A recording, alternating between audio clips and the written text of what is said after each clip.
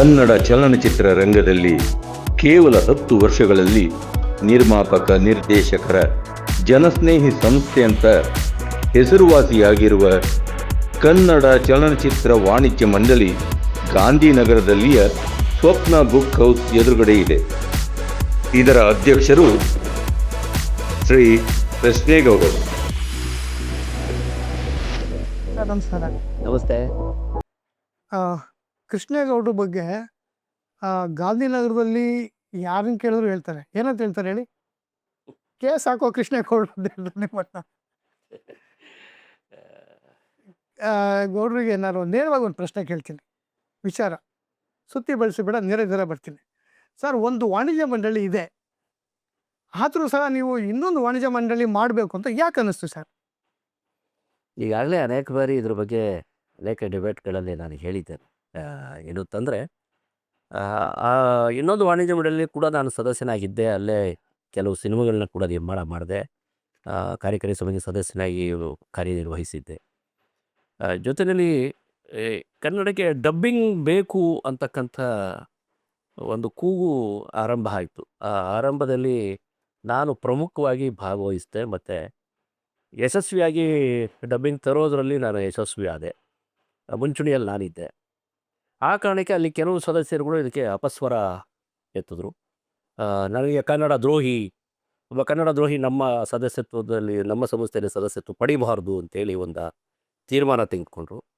ಆ ತೀರ್ಮಾನ ತಗೊಂಡ್ರು, ಏಕಾಏಕಿ ನನ್ನನ್ನು ಅಲ್ಲಿಂದ ಟರ್ಮಿನೇಟ್ ಮಾಡಿದ್ರು. ಆಮೇಲೆ ನಾನು ಒಂದು ಒಳ್ಳೆ ಉದ್ದೇಶ ಇಟ್ಕೊಂಡು ಧ್ವನಿ ಎತ್ತಿದ್ರೆ ನನ್ನನ್ನು ಸಮಸ್ಯೆಯಲ್ಲಿ ಹೊರಗಡೆ ಹಾಕಿದ್ರಲ್ಲ ಅಂಥೇಳಿ ನೆಕ್ಸ್ಟ್ ನಾನೇನು ಮಾಡಬೇಕು ಅಂತಕ್ಕಂಥದ್ದು ತೀರ್ಮಾನ ಆಯಿತು. ಆಮೇಲೆ ಜನಸಾಮಾನ್ಯರಿಗೆ ಸಿನಿಮಾ ಸಿಕ್ಕಬೇಕು, ಜನಸಾಮಾನ್ಯರ ಕೈನಲ್ಲಿ ಸಿನಿಮಾ ಮಾಡೋಕ್ಕೆ ಆಗಬೇಕು, ತಾರತಮ್ಯಗಳಿರಬಾರ್ದು, ಒಕ್ಕೂಟದ ವ್ಯವಸ್ಥೆ ಇರಬಾರ್ದು. ಈ ಥರದ್ದು ಮುಂಚೆಯಿಂದಲೂ ನನಗೆ ಅಲ್ಲಿದ್ದಾಗಲೂ ಕೂಡ ನನಗೆ ಕಾಡ್ತಿತ್ತು. ಇಲ್ಲೆಲ್ಲೋ ಸಮಚಿತ್ತವಾದ ಅಥವಾ ಸಮಭಾವನೆ ಇರತಕ್ಕಂಥವ್ರು ಅಥವಾ ಕ್ರಿಯಾಶೀಲವಾಗಿರ್ತಕ್ಕಂಥವ್ರಿಗೆ ಎಲ್ಲ ಒಂದು ಕಡೆ ಒಂದು ಮುಷ್ಟಿಯಲ್ಲಿ ಹಿಡ್ಕೊಂಡಂಗಿದೆ, ಉಸಿರು ಕಟ್ಟಿದ ವಾತಾವರಣ ಏನೋ ನಿರ್ಮಾಣವಾಗ್ತಿದೆಯೇನೋ ಅಂತ ನನಗೆ ಭಾಸವಾಗ್ತಿತ್ತು.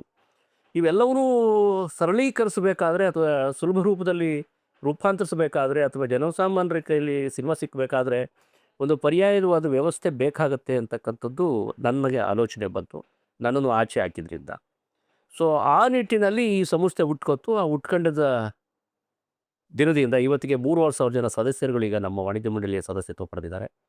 ವರ್ಷಕ್ಕೆ ಬಹುತೇಕ 200 ಸಿನಿಮಾಗಳು ನಮ್ಮ ವಾಣಿಜ್ಯ ಮಂಡಳಿ ಸದಸ್ಯರುಗಳಿಂದ ನಿರ್ಮಾಣ ಆಗ್ತಿದೆ.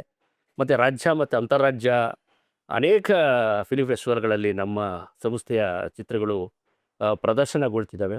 ಇದು ಈ ಸಂಸ್ಥೆಯ ಹೆಗ್ಗಳಿಕೆ ಅಂತ ಹೇಳ್ಬೋದು.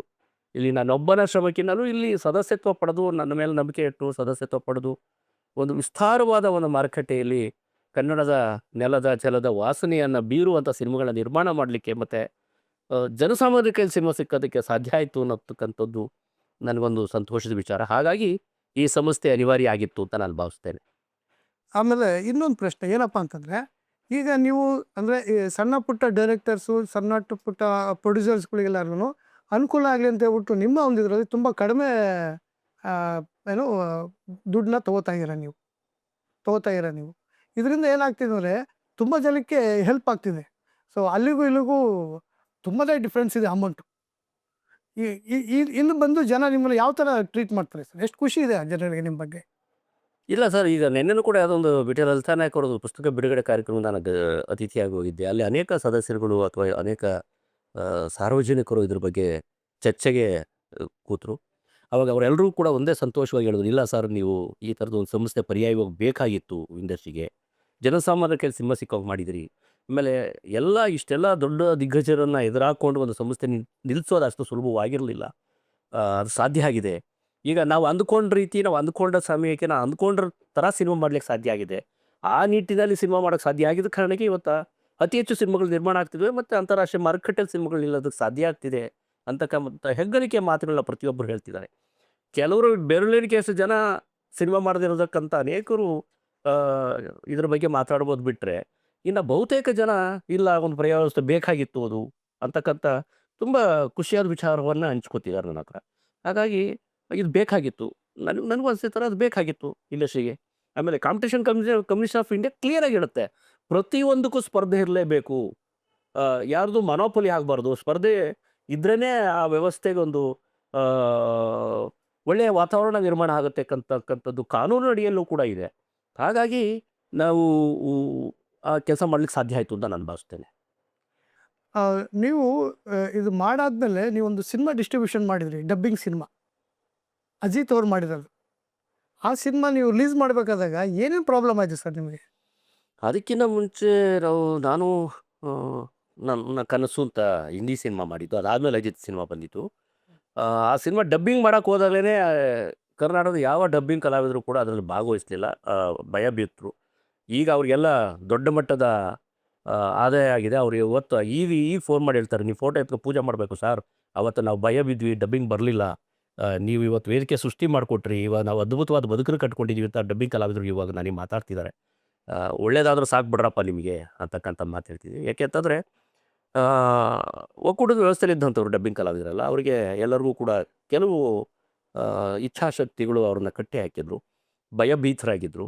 ಒಬ್ಬ ಅಂತೂ ನನಗೆ ನೇರವಾಗಿ ರೀ ನಮ್ಮ ಮನೆ ಬಂದು ಕಲ್ಲು ಹೊಡೆದ್ರೆ ನೀವು ಬರ್ತೀರಾ ನಾನು ಸೇವ್ ಮಾಡೋದಕ್ಕೆ ಅಂತಕ್ಕಂಥ ಪ್ರಶ್ನೆ ನನಗೆ ಕೇಳ್ದ. ಅಲ್ಲ ಯಾರು ನಿನಗೆ ಬದುಕು ಕಟ್ಕೊಳ್ಳೋದಕ್ಕೆ ನಾನು ಹೋರಾಟ ಮಾಡ್ತಿದ್ದೀನಿ, ನೀವು ನಮ್ಮ ಜೊತೆ ಕೈ ಜೋಡಿಸ್ಬೇಕಲ್ವಾ ಅಂತಕ್ಕಂಥ ಮಾತನ್ನು ನಾನು ಕೇಳಿದ್ದೆ. ಅವಾಗ ಯಾರೂ ಬರ್ಲಿಕ್ಕೆ ಸರ್ ಮುಂದೆ ಬರಲಿಲ್ಲ. ಆಗ ನಾನು ರಂಗಭೂಮಿಯಿಂದ ಬಂದವನಾಗಿರೋದ್ರಿಂದ ನನಗೆ ರಂಗಭೂಮಿ ಕಲಾವಿದರುಗಳು ಅನೇಕ ಜನ ಪರಿಚಯ ತಿರೋದ್ರಿಂದ, ಮತ್ತು ನಾನು ಕೂಡ ಆಕಾಶವಾಣಿ ಕಲಾವಿದನಾಗಿ ಮತ್ತು ನಟನಾಗಿ ಎಲ್ಲ ಥರದ್ದು ನನಗೆ ಗೊತ್ತಿರೋದ್ರಿಂದ, ಜೊತೆಗೆ ಆರಂಭದ ನನ್ನ ಪದವಿ ವ್ಯಾಸಂಗದ ಸಮಯದಲ್ಲಿ ಅನೇಕ ಆರ್ಕೆಸ್ಟ್ರಾಗಳಲ್ಲಿ ನಾನು ಮಿಮಿಕ್ರಿ ಕಲಾವಿದನಾಗಿ ಕೂಡ ಭಾಗವಹಿಸಿ ಅದೊಂದಷ್ಟು ಅನುಭವ ಇದರಿಂದ ಆ ಸಿನಿಮಾದಲ್ಲಿ ಒಂದಷ್ಟು ಪಾತ್ರಗಳಿಗೆ ಧ್ವನಿ ಬದಲಾಯಿಸಿ ನಾನೇ ಡಬ್ ಮಾಡಿದೆ. ಕೆಲವರು ಕಲಾವಿದರು ಬರಲಿಲ್ಲ. ಆಮೇಲೆ ರಂಗಭೂಮಿ ನನ್ನ ಕೆಲವು ಗೆಳೆಯರನ್ನ ಕರ್ಕೊಂಬಂದು ಡಬ್ ಮಾಡಿಸ್ದೆ. ಅದು ಒಂದು ಚಾಲೆಂಜ್ ಆಗಾಯಿತು. ಆಮೇಲೆ ನಮಗೆ ಬೇರೆ ಡಬ್ಬಿಂಗ್ ಅಂತಕ್ಕಂಥದ್ದು ಹೊಸ ವಿಚಾರ. ಅದು ಯಾವ ರೀತಿ ಏಕೆಂದರೆ ತುಟಿಗೆ ಲಿಪ್ ಸಿಂಕ್ ಆಗಬೇಕು. ಅದು ಆ ಚಾಲೆಂಜ್ಗೆ ಸಿಂಕ್ ಆಗೋಂಥ ಪದಗಳಿಸ್ಬೇಕಾಗಿತ್ತು, ಅರ್ಥ ಅದೇ ಬೇಕಾಗಬೇಕಾಗಿತ್ತು. ಆಮೇಲೆ ಅಲ್ಲಿ ಎಲ್ಲಿ ಬಾಯಿ ಓಪನ್ ಆಗುತ್ತೆ, ಎಲ್ಲಿ ಓಪನ್ ಆಗಲ್ಲ ಅಂತಕ್ಕಂಥದ್ದು ನನಗೆ ಗೊತ್ತಾಗಬೇಕಾಗಿತ್ತು.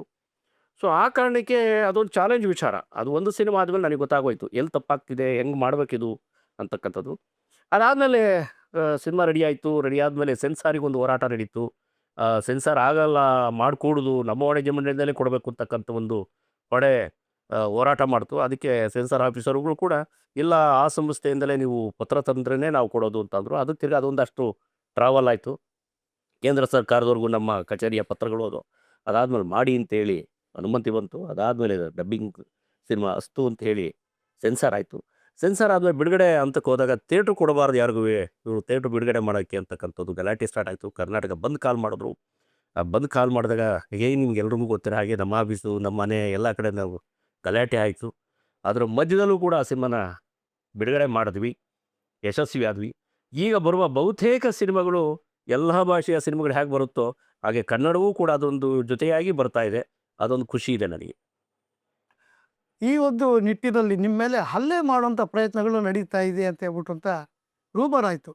ಆಗ ಆ ಪೊಲೀಸರು ನಿಮ್ಗೆ ಹೇಳಿದರು, ಸರ್ ನಿಮ್ಮ ಸೆಕ್ಯೂರಿಟಿಗೋಸ್ಕರ ನೀವೊಂದು ರಿವಾಲ್ವರ್ನ ಯಾಕೆ ಲೈಸೆನ್ಸ್ ತೊಗೊಬಾರ್ದು ಅಂತ. ನೀವು ಯಾಕೆ ಸರ್ ಬೇಡ ಅಂತಂದ್ರೆ? ಇಲ್ಲ, ಅದು ರಿವಾಲ್ವರ್ ತೊಗೊಳ್ಳಿ ಅಂತ ಹೇಳಿಲ್ಲ. ಬಟ್ ಅವಾಗ ನಿಮಗೆ ಥ್ರೆಟಿಂಗ್ ಇದೆ, ಇಂಟೆಲಿಜೆನ್ಸ್ ರಿಪೋರ್ಟ್ ಇದೆ, ನೀವು ಗನ್ಮ್ಯಾನನ್ನು ಪ್ರೊವೈಡ್ ಮಾಡ್ಕೊಳ್ಳಿ. ಯಾಕೆಂದರೆ ಅಷ್ಟೊತ್ತಿಗೆ ನಮ್ಮ ಮನೆಗೆಲ್ಲ ಕಲ್ಲು ಹೊಡೆದಿದ್ರು, ಅಲ್ಲೆಲ್ಲ ಪೊಲೀಸ್ ಎಲ್ಲ ಕಂಪ್ಲೇಂಟ್ ಆಗಿತ್ತು, ಆಫೀಸ್ ಹೊಡೆದಾಕಿದ್ರು, ಮತ್ತು ನಮಗೆಲ್ಲ ಅಟ್ಯಾಕ್ ಎಲ್ಲ ಆದಮೇಲೆ ನೀವು ಇಂಟೆಲಿಜೆನ್ಸ್ ರಿಪೋರ್ಟ್ ಇದೆ, ನೀವು ಒಂದು ಗನ್ಮ್ಯಾನ್ ಪ್ರೊವೈಡ್ ಮಾಡ್ಕೊಳ್ಳಿ ಅಂತಂದರು. ನನಗೇನು ಅಂತ ಆಸಕ್ತಿ ಇಲ್ಲ. ಯಾಕೆಂದರೆ ದೊಡ್ಡ ದೊಡ್ಡ ಮಹಾನೀಯರುಗಳನ್ನೆಲ್ಲ ನಾನು ಮಾಧ್ಯಮದಲ್ಲಿ ನೋಡಿ ಬೆಳೆದವನು. ಎಲ್ಲರಿಗೂ ಸೆಕ್ಯೂರಿಟಿ ಇದ್ದಾಗಲೇನೋ ಸಾವುಗಳಾಗಿತ್ತು. ಸೊ ನನ್ನ ಅನ್ನದ ಋಣ ತೀರ್ತು ಅಂತ ಅಂದಮೇಲೆ ನಾನು ಖಂಡಿತ ಯಾವುದೇ ಸೆಕ್ಯೂರಿಟಿ ಇದ್ರೂ ಸಾಯ್ತೀನಿ ಅನ್ನೋದು ಗೊತ್ತಿತ್ತು. ಸೊ ಹಾಗಾಗಿ ನನಗೇನಂತ ನಾವು ನನ್ನ ಹುಟ್ಟೆ ಹೋರಾಟ ಆಗಿರೋದ್ರಿಂದ, ಜೀವದ ಅಂಗು ತೊರೆದೇ ಬದುಕ್ತಿದ್ದವ್ರು ಆಗಿರೋದ್ರಿಂದ ನನಗೇನು ಅದರಲ್ಲಿ ವಿಶೇಷ ಅಂತ ಅನ್ನಿಸ್ತಿಲ್ಲ. ಹಾಗಾಗಿ ನಾನು ಅದನ್ನು ಒಪ್ಕೊಳ್ಳೋಕೆ ಸಿದ್ಧವಾಗಿರಲಿಲ್ಲ. ನಾನು ಏಕಾಗಿಯಾಗೆ ಒಬ್ಬವನ್ನೇ ಓಡಾಡ್ತಿದ್ದೆ. ಆಮೇಲೆ ಅದನ್ನು ನೋಡಿ ಮಾತಾಡ್ತಿದ್ದಾರೆ, ಇವನೇನು ಒಬ್ಬನೇ ಓಡಾಡ್ತಾನೆ, ಎಲ್ಲ ಕಡೆ ಒಬ್ಬನೇ ಬರ್ತಿದ್ದಾನೆ ಅಂತಲ್ವೇ. ನಾನು ಅದನ್ನು ಬರುವಾಗಲೇ ಒಬ್ಬನೇ ಬಂದಿದ್ದೀನಿ, ಒಬ್ಬನೇ ಹೋಗ್ತೀನಿ ಅನ್ನೋದೇ ನನ್ನ ಧೋರಣೆ ಆಗಿತ್ತು. ಹಾಗೇ ಇದ್ದೆ, ಈಗಲೂ ಹಾಗೇ ಇದ್ದೀನಿ. ಹಾಗಾಗಿ ನಾನು ಅದನ್ನು ನೆಗ್ಲೆಕ್ಟ್ ಮಾಡಿದೆ ಅಷ್ಟೇ. ಇದಕ್ಕೆ ಸಂಬಂಧಪಟ್ಟಂಗೆ ನಿಮ್ಮ ಮನೆಯವ್ರಿಗೆ ಯಾವ ಥರ ರಿಯಾಕ್ಟ್ ಮಾಡೋರು ಸರ್ ನಿಮ್ಗೆ? ಅವ್ರು ಭಯ ಅಂತ ಅನಿಸಿಲ್ವ ಅವ್ರಿಗೆ? ಇದೆಲ್ಲ ನಿಮ್ಗೆ ಯಾಕೆ ಬೇಕು, ನಮ್ಗೆ ಯಾಕೆ ಬೇಕು, ನಮ್ಮ ಪಾಠ ನಾವು ಏನೋ ಮಾಡ್ಕೊಂಡಿರೋ ಅಂತ ಅನಿಸ್ಲಿಲ್ವ ಅಂತ ಹೇಳಿಲ್ವ ನಿಮಗೆ? ಅದು ಖಂಡಿತ ಈಗಲೂ ಇದೆ, ಬರೀ ಅವತ್ತೇ ಅಲ್ಲ. ಮನೆ ಕಲ್ಲು ಹೊಡೆದಾಗ ಇವತ್ತು ಕೂಡ ನಾನು ಹೆಂಡ್ತಿ, ನಾನು ಏನಾದರೂ ಒಂದು 2 ಸತಿ ಫೋನ್ ರಿಂಗ್ ಆಗಿದ್ದಾಗ ಅಥವಾ ಮ್ಯಾಕ್ಸಿಮಮ್ 3ನೇ ಸತಿ ರಿಂಗ್ ಆಗೋ ಅಷ್ಟು ದಿನ ಫೋನ್ ತೆಗೆದಿಲ್ಲ ಅಂದರೆ ಅವಳು ಆತಂಕ ಪಡ್ತಾಳೆ. ಆಮೇಲೆ ಆಗಂತೂ ಮಲಗಿದ್ದಾಗ ನಮ್ಮದು 4ನೇ ಫ್ಲೋರ್ನಲ್ಲಿ ನಮ್ಮ ಮನೆ ಇದ್ದಿದ್ದು. ಆ, ಹಾಸಿಗೆ ಮೇಲೆ ಮಲಗಿದ್ದಾಗ ಕಿವಿ ಸೌಂಡ್ ಎಲ್ಲ ಪುಟ್ ಸೌಂಡನ್ನೇ ಕೇಳ್ತಾ ಇರೋದು. ಯಾರು ಬರ್ತಾವ್ರೆ, ಯಾರು ಹೋಗ್ತಿದ್ದಾರೆ, ಬೇರೆ ಯಾರಾದ್ರು ಬಂದ್ರ, ಅಥವಾ ಹೊರಗಡೆ ಏನೋ ಕಲ್ಲು ಹೊಡಿತಿದಾರ, ಯಾರು ಗಲಾಟೆ ಮಾಡ್ತಿದಾರ ಅನ್ನೋ ಸೌಂಡ್ಗಳನ್ನೇ ಆತಂಕವಾಗಿ ಕಾಯ್ತಾಯಿದ್ರು. ಅದು ಅವರು ನನ್ನ ಹೆಂಡ್ತಿನೇ ಅಲ್ಲ, ಇಡೀ ನನ್ನ ಕುಟುಂಬವೇ ಇದು ಯಾಕೆ ಬೇಕಿತ್ತು ನಿನಗೆ, ನಾವು ಬೆಂಗಳೂರಿನಲ್ಲಿ ಜೀವನ ಮಾಡೋಕೆ ಹೋಗಿರೋರು, ಬದುಕನ್ನು ಕಟ್ಕೊಳಕ್ಕೆ ಹೋಗಿರೋರು, ನಿನಗೆ ಅವಶ್ಯಕತೆ ಇತ್ತಾ ಇದು, ಎಂತೆಂಥ ದಿಗ್ಗಜರೆಲ್ಲ ಇದ್ರ ಒಪ್ಕೊಂಡು ಬದುಕ್ತಿರ್ಬೇಕಾದ್ ನಿನಗೆ ಯಾಕೆ ಬೇಕಾಗಿತ್ತಿದು ಅಂತಕ್ಕಂಥ ಮಾತನ್ನು ನಮ್ಮ ಸಂಬಂಧಿಕರು ಎಲ್ಲರೂ ಹೇಳಿದ್ರು. ಆದರೂ ನಾವು ಕೈ ಹಾಕ್ಬಿಟ್ಟಿದ್ವಿ. ಮತ್ತು ಇದೊಂದು ಬದಲಾವಣೆ ಬೇಕು ಅಂತಕ್ಕಂಥದ್ದು ನನಗೆ ಅನಿಸಿದ್ದರಿಂದ ಮತ್ತೆ ಅರ್ಧ ದಾರಿ ಬಂದ್ಬಿಟ್ಟು ವಾಪಸ್ ಹೋಗೋದು ಬೇಡ, ಇದನ್ನು ಈಜೇ ಬಿಡೋಣ ಅಂಥೇಳಿ ದಡ ಸೇರಿದ್ವಿ. ಹಾಗಾಗಿ ಇಡೀ ನನ್ನ ಫ್ಯಾಮಿಲಿ ಭಯಭೀತರಾಗಿದ್ದರು, ಅದು ಸತ್ಯನೂ ಕೂಡ. ಇಷ್ಟೊಂದು ಟೆನ್ಷನ್ಗಳ ಮಧ್ಯೆ ನೀವು ನಿಮ್ಮ ಸಿನಿಮಾಗಳಿಗೆ ನೀವೇ ಸ್ಕ್ರೀನ್ ಪ್ಲೇ ಮಾಡ್ತೀರಾ, ಅದನ್ನು ಹೇಗೆ ನೀವು ಅಳವಡಿಸ್ಕೋತೀರಾ ಸರ್? ಈ ಟೆನ್ಷನ್ ಮಧ್ಯೆ ಅದು ಹೆಂಗೆ ನಿಮಗೆ ಗಮನ ಕೊಡೋಕ್ಕಾಗುತ್ತೆ? ಸರ್, ಅದಕ್ಕೆ ರಂಗಭೂಮಿ ನನಗೆ ಹೇಳ್ಕೊಟ್ಟಂಥ ಪಾಠ. ರಂಗಭೂಮಿಯಲ್ಲಿ ನಿಮ್ಗೆಲ್ಲವನ್ನೂ ಹೇಳ್ಕೊಡುತ್ತೆ. ರಂಗಭೂಮಿಯಿಂದ ಬಂದಂಥ ಕಲಾವಿದರನ್ನ ಬಹುತೇಕ ನೀವು ನೋಡಿದ್ರೆ ಅವ್ರಿಗೆ ಬರವಣಿಗೆ ಗೊತ್ತಿರುತ್ತೆ, ಅಭಿನಯನೂ ಗೊತ್ತಿರುತ್ತೆ, ಬ್ಯಾಕ್ಗ್ರೌಂಡ್ ಮ್ಯೂಸಿಕ್ ಮಾಡೋದು ಗೊತ್ತಿರುತ್ತೆ, ಸ್ಟೇಜ್ ಮಾಡೋದು ಗೊತ್ತಿರುತ್ತೆ, ಕಾಸ್ಟ್ಯೂಮ್ಸ್ ಮಾಡೋದು ಗೊತ್ತಿರುತ್ತೆ. ಎಲ್ಲ ವಿಭಾಗದಲ್ಲೂ ಅವ್ರು ಕೆಲಸ ಮಾಡಿರ್ತಾರೆ. ಅದು ನನಗೆ ರಂಗಭೂಮಿ ಹೇಳಿಕೊಟ್ಟಂಥದ್ದು. ಅಲ್ಲಿ ನಾನು ರಂಗಭೂಮಿಯಿಂದ ಹಂತವಾಗಿ ನಾನು ಬೆಳೆದಾಗ ಆಕಾಶವಾಣಿ ಕಲಾವಿದನಾಗಿ, ಆಕಾಶವಾಣಿ ಪ್ರೋಗ್ರಾಮ್ ಮಾಡಿದಾಗ, ದೂರದರ್ಶನ ಪ್ರೋಗ್ರಾಮ್ ಮಾಡಿದಾಗ, ಎಲ್ಲ ವಿಭಾಗಕ್ಕೂ ನಾನು ಕೆಲಸ ಮಾಡ್ಕೊಂಬಂದಾಗ ಅಲ್ಲಿ ನಾನು ನಟನಾಗಿ, ನಿರ್ಮಾಪಕನಾಗಿ, ನಿರ್ದೇಶಕನಾಗಿ ಎಲ್ಲ ವಿಭಾಗದಲ್ಲೂ ನನ್ನನ್ನು ನಾನು ತೊಡಗಿಸ್ಕೊಂಡು ದುಡಿದಿದ್ದರಿಂದ ಆ ಅನುಭವದ ಕೊರತೆ ನನಗಿರಲೇ ಇಲ್ಲ, ಇಲ್ಲೂ ಇಲ್ಲ. ಸೊ ಹಾಗಾಗಿ ನಾನು ಪುಸ್ತಕನೂ ಕೂಡ ಒಂದು ಅತಿ ಹೆಚ್ಚು ಓದೋನಾಗಿರೋದ್ರಿಂದ ನನಗೆ ಆ ಪದಗಳ ಪೋಷಣೆ ಆಗಲಿ, ಅಥವಾ ಪದಗಳ ಉಚ್ಚಾರಣೆ ಆಗಲಿ, ಅಥವಾ ಪದಗಳನ್ನ ಸೇರಿಸೋದೇ ಆಗಲಿ, ಅಥವಾ ಒಂದು ಪಾತ್ರವನ್ನು ಕಟ್ಟಿಕೊಡೋ ರೀತಿ ಆಗಲಿ, ಅಥವಾ ಒಂದು ಸನ್ನಿವೇಶವನ್ನು, ದೃಶ್ಯವನ್ನು ಈ ಚಿತ್ರ ಮಾಧ್ಯಮಕ್ಕೆ ಅಳವಡಿಸೋದು ಅಂತಾಗಲಿ ನನಗೇನೊಂದು ಹೊಸ ವಿಚಾರ ಏನಾಗ್ತಿರ್ಲಿಲ್ಲ. ಹಾಗಾಗಿ ಇಷ್ಟೆಲ್ಲ ಮಧ್ಯದಲ್ಲೂ ಕೂಡ ನಾನು ನನ್ನದೇ ಆದ ಒಂದಷ್ಟು ಸಮಯ ಕೊಟ್ಕೋತೀನಿ. ನಾನು ಸಿನಿಮಾ ಮಾಡಬೇಕು ಅಂತಿದ್ದಾಗ ಒಂದಷ್ಟು ಸಮಯ ಕೊಟ್ಕೋತೀನಿ. ಆ ಸಮಯನ ಅದಕ್ಕಾಗಿ ನಾನು ಕೂತ್ಕೋತೀನಿ ಕೆಲಸ ಮಾಡೋದಕ್ಕೆ. ಸೊ ಹಾಗಾಗಿ ಆ ಕೆಲಸ ಮಾಡ್ಲಿಕ್ಕೆ ಸಾಧ್ಯ ಆಗ್ತಿದೆ. ಸರ್, ನೀವೊಂದು ಸಿನಿಮಾ ಪ್ರೊಡ್ಯೂಸ್ ಮಾಡಿದ್ರಿ, ಮೊದಲನೇ ಸಿನಿಮಾ ನಟ ಅಂತ. ಆ ಸಿನಿಮಾ ಪ್ರೊಡ್ಯೂಸ್ ಮಾಡಾದ್ಮೇಲೆ ನಿಮಗೆ ನೀವೇ ಡೈರೆಕ್ಟ್ ಆಗಬೇಕು ಅಂತ ಯಾಕೆ ಅನ್ನಿಸ್ತು ಸರ್? ನಾಟಕನ ನಾವು ಸಿನಿಮಾ ಮಾಡಿದ್ದು ಬಣ್ಣದ ಹೆಜ್ಜೆ ಅನ್ನೋ ಹೆಸರಿನಲ್ಲಿ. ಅದೊಂದು ರಂಗಭೂಮಿ, ನಾನು ರಂಗಭೂಮಿ ಆಗಿದ್ದರಿಂದ ರಂಗಭೂಮಿಯ ವಸ್ತುವನ್ನೇ ತಗೊಂಡು ನಾನು ಚಿತ್ರರಂಗಕ್ಕೆ ಬಂದವನು. ಅದಾದ ಮೇಲೆ ಒಂದಷ್ಟು ಜನ ನಾವು, ಯಾಕೆ ರಂಗಭೂಮಿಲಿ ಮತ್ತು ಸೀರಿಯಲಲ್ಲಿ ಎಲ್ಲ ಕೆಲಸನೂ ಮಾಡಿ ಬಂದಿವರು ಆಗಿರೋದ್ರಿಂದ ನಮಗೆ ನಿರ್ದೇಶನ ಹೊಸದು ಅಂತ ಅನ್ನಿಸ್ಲೂ ಇಲ್ಲ, ಆಗೋಕ್ಕೆ ಸಾಧ್ಯವೂ ಇಲ್ಲ. ಇವರುಗಳ ಕೆಲವುಗಳನ್ನ ನೋಡಿದಾಗ, ಅವರ ಬರವಣಿಗೆಗಳ ಧಾಟಿ ನೋಡಿದಾಗ, ಅಥವಾ ಟೇಕಿಂಗ್ಸ್ಗಳ ಧಾಟಿ ನೋಡಿದಾಗ, ಇವರಷ್ಟೇ ಸಮರ್ಥನಾಗಿದ್ದೇನೆ ಅಥವಾ ಇವ್ರಿಗಿನ ನಾನು ಬೆಟ್ರಾಗಿ ಮಾಡಬಲ್ಲೆ ಅಂತಕ್ಕಂಥದ್ದು ನನಗೆ ತಲೆಯಲ್ಲಿತ್ತು. ಅದು ಸಾಧ್ಯ ಆಯಿತು. ಸೊ ನನಗೆ ಹೊಸ ಕಸುಬೇನಾಗಿರಲಿಲ್ಲ ಇದು. ಹಾಗಾಗಿ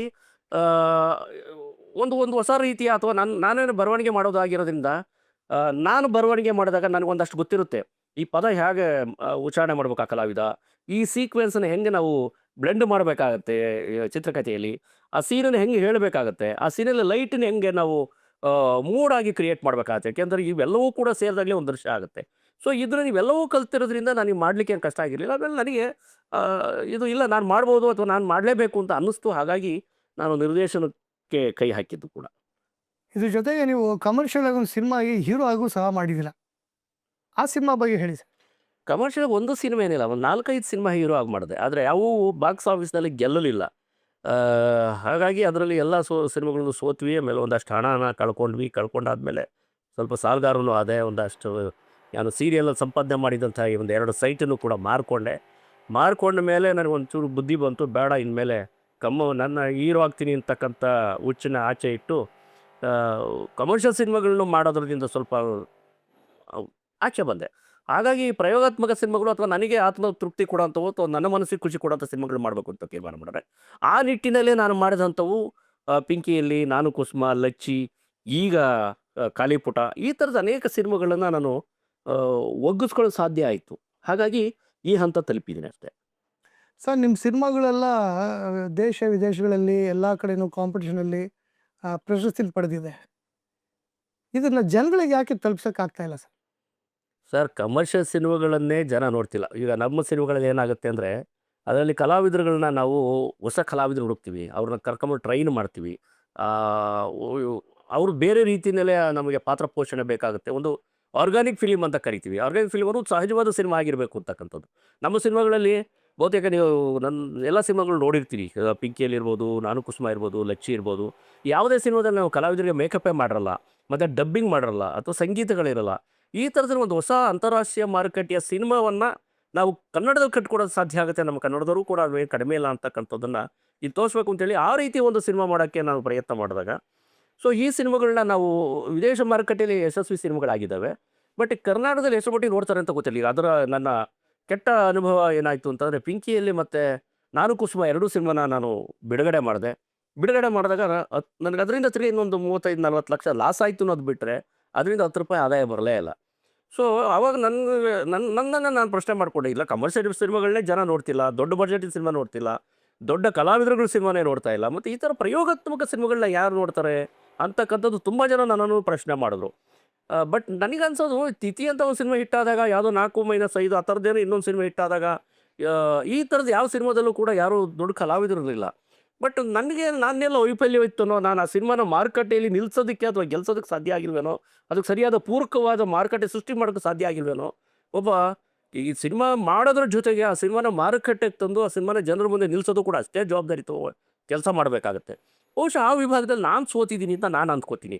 ಯಾಕೆ ಜನರನ್ನ, ಈ ಜನ ನೋಡಿದ್ರೆ ತಾನೆ ಅದು ಒಂದು ಒಳ್ಳೆ ಸಿನಿಮಾ ಅಥವಾ ಕೆಟ್ಟ ಸಿನಿಮಾ ಅಂತ ನೋಡೋಕ್ಕಾದ್ರೂ ಅವ್ನಿಗೊಂದು ವೇದಿಕೆ ಸೃಷ್ಟಿ ಆಗಬೇಕಾಯಿತು. ಆ ಸೃಷ್ಟಿಯಾಗೋದಕ್ಕೆ ಅವನನ್ನು ಒಳಗಡೆ ತರೋಂಥ ಕೆಲಸವನ್ನು ನಾವು ಮಾಡಬೇಕಾಗತ್ತೆ. ಅವ್ನು ಥಿಯೇಟ್ರ್ ಯಾಕೆ ಬರಲಿ? ಯಾಕೆಂದ್ರೆ ಈಗ ಅಂಗೈನಲ್ಲಿ ಪ್ರಪಂಚ ಇದೆ. ಅವ್ನು ಕೂತಿರೋ ಜಾಗದಲ್ಲಿ ಯಾವುದೇ ಕಾಸ್ಟ್ ಇಲ್ದಲೇ ಕುಂತಿರೋ ಜಾಗದಲ್ಲಿ ಅವನು ಟೈಮ್ ವೇಸ್ಟ್ ಮಾಡ್ಕೊಳ್ಳೋದಾಗಿ ಬೇಕಾದ ಮನೋರಂಜನೆ ಪಡ್ಕೊಳ್ಳೋದಕ್ಕೆ ಸಾಧ್ಯ ಆಗುತ್ತೆ. ಅಂಥ ಒಬ್ಬ ವ್ಯಕ್ತಿನ ನಾನು ಥಿಯೇಟ್ರ್ ಕರ್ಕೊಂಬರ್ಬೇಕಾದ್ರೆ ನಾನು ಇನ್ನೊಂದಷ್ಟೇನೋ ಎಕ್ಸ್ಟ್ರಾ ಕೆಲಸ ಮಾಡಬೇಕಾಗಿತ್ತು. ಅದರಲ್ಲಿ ನಾನೇನೋ ಸೋತಿದ್ದೀನಿ ಅಂತ ಅನ್ಸುತ್ತೆ. ಬಟ್ ಒಂದು ಆ ಥರ ತೃಪ್ತಿ ಇದೆ. ನಾನು ಮಾಡೋ ಒಂದು ಒಳ್ಳೆ ಸಿನಿಮಾ ನನಗೆ ಆ ಥರ ತೃಪ್ತಿ ಕೊಟ್ಟಿದೆ. ನಾನು ಇಲ್ಲ, ಒಂದು ಒಳ್ಳೆ ಸಿನಿಮಾ ಮಾಡ್ತಿದ್ದೀನಿ, ಅದು ತಲುಪುತ್ತೋ ಬಿಡುತ್ತೋ ಅಥವಾ ಅದು ನನಗೆ ಖುಷಿ ಕೊಟ್ಟಿರ್ತಕ್ಕಂಥ ಸಿನಿಮಾಗಳು ಮಾಡಿದ್ದೀನಿ ಅಂತ ಅಂದ್ಕೋತೀನಿ. ಸರ್, ಈಗ ಚಾನಲ್ಗಳಲ್ಲಿ, ಅದೇ ನಮ್ಮ ಕನ್ನಡ ಚಾನಲ್, ನ್ಯೂಸ್ ಚಾನಲ್ ಇರ್ಬೋದು, ಇನ್ನೊಂದು ಚಾನಲ್ ಇರ್ಬೋದು, ಅಲ್ಲೆಲ್ಲ ನಾವು ನೋಡಿದಾಗ ಅದರಲ್ಲಿ ಕನ್ನಡಕ್ಕಿಂತ ಜಾಸ್ತಿ ಬೇರೆ ಲ್ಯಾಂಗ್ವೇಜ್ ಆಗ್ತಾ ಇರ್ತಾನೆ. ಆಮೇಲೆ ಬಹುತೇಕ ಚಾನಲಿನ ಮಾಲೀಕರು ಕರ್ನಾಟಕದವರಿಲ್ಲ. ಮೊದಲಿಗೆ ಫಸ್ಟು ನಾನು ನಿರ್ಮಾಪಕರಲ್ಲಿ ಹೇಳ್ತೀನಿ, ಸಿನಿಮಾ ಮಾಡೋಕ್ಕಿಂತ ಮುಂಚೆ ನಿಮ್ಮ ಸ್ವಂತ ಹಣ ಇದ್ದರೆ ಸಿನಿಮಾ ಮಾಡಿ, ಸಾಲ ಮಾಡಿ ಸಿನಿಮಾ ಮಾಡಬೇಡಿ. ಚಿತ್ರರಂಗವನ್ನು ದೂರಬೇಡಿ. ಟಾರ್ಗೆಟ್ ಮಾಡಿಬಿಟ್ಟಿದ್ದಾರೆ. ಕೃಷ್ಣೇಗೌಡ ಅಂತಿದ್ದಂಗೆ ಒಂದಷ್ಟು ಟಾರ್ಗೆಟ್ ಮಾಡಿದ್ದಾರೆ. ಕೇಸ್ ಹಾಕ್ಬಿಡ್ತಾನೆ, ಜಗಳ ಮಾಡ್ತಾನೆ, ಗಲಾಟೆ ಮಾಡ್ತಾನೆ ಅಂತಕ್ಕಂಥದ್ದು ಒಂದು ಬ್ರಾಂಡನ್ನು ಕಟ್ಟಿಟ್ಬಿಟ್ಟಿದ್ದಾರೆ.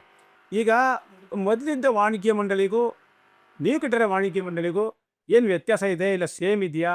ಇಲ್ಲ ಪರ್ಯಾಯವಾಗಿ ಏನಾದ್ರು ವ್ಯವಸ್ಥೆಗಳು ಅಡಿಷನ್ ಆಗಿ ಮಾಡ್ಕೊಟ್ಟಿದ್ದೀರಾ?